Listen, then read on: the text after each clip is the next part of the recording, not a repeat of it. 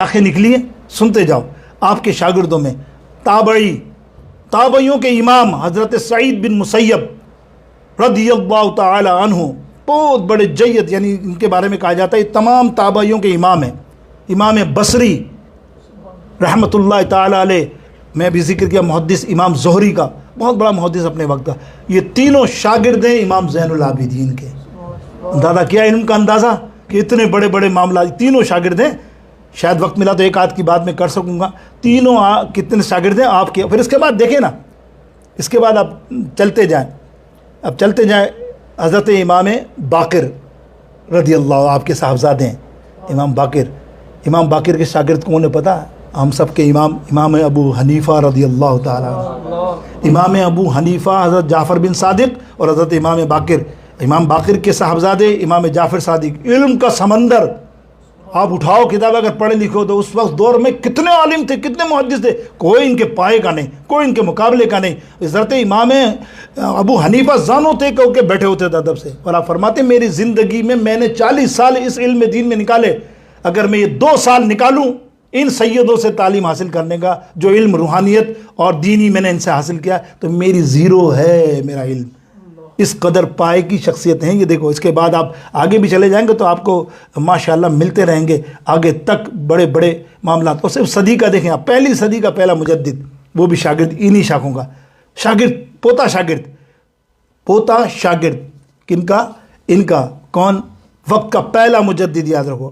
ہمارے اعلیٰ حضرت تو آخری مجدد اب تک ہے نا مجدد، 14ویں صدی کے مجدد، یعنی 14 ہر 100 سال کے بعد ایک مجدد ہوتا ہے۔ تو پہلا مجدد جو تھے نا حضرت عمر بن عبدالعزیز رضی اللہ تعالیٰ عنہ خلیفہ، یہ وہ ہستی ہیں جو حضرت عمر فاروق کے پوتے اور نواسے بھی ہیں۔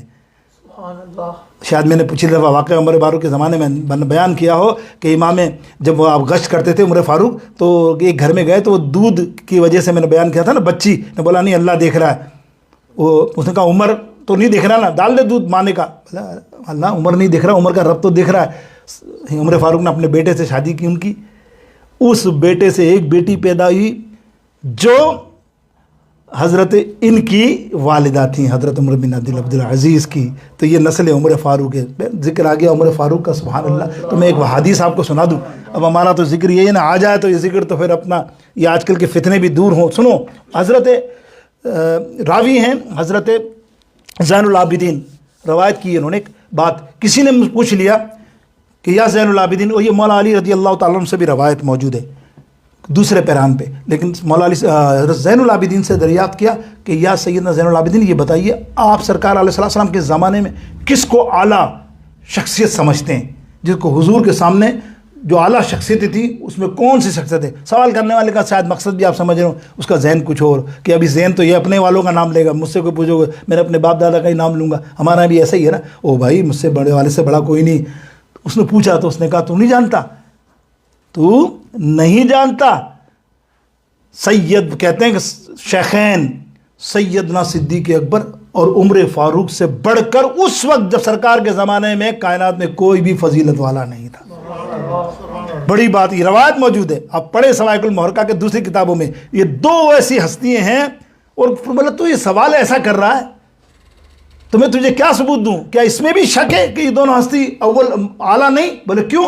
کہ اس لیے ارے جس کو میرے آقا علیہ السلام اپنے پہلوؤں میں سلائے، تو یہی مولا علی نے فرمایا تو مجھ سے پوچھتا ہے افضل کون ہے؟ جس کو سرکار نے خود اپنے پاس بلا لیا ہو، اس سے افضل دونوں شخصیت کون ہو سکتی ہے؟ عمر فاروق عثمان۔ کیا ایک پنجابی شاعر نے خوبصورت کہا کہ شان صدیق فاروق دی میں کی دساں کیتا اللہ نے جینا دا اونچا نشان، سبز گنبد کے اندر جو باقی تھی جگہ، سبز گنبد کے اندر جو بچی تھی جگہ، میرے آقا کے یاروں کے کام آ گئی۔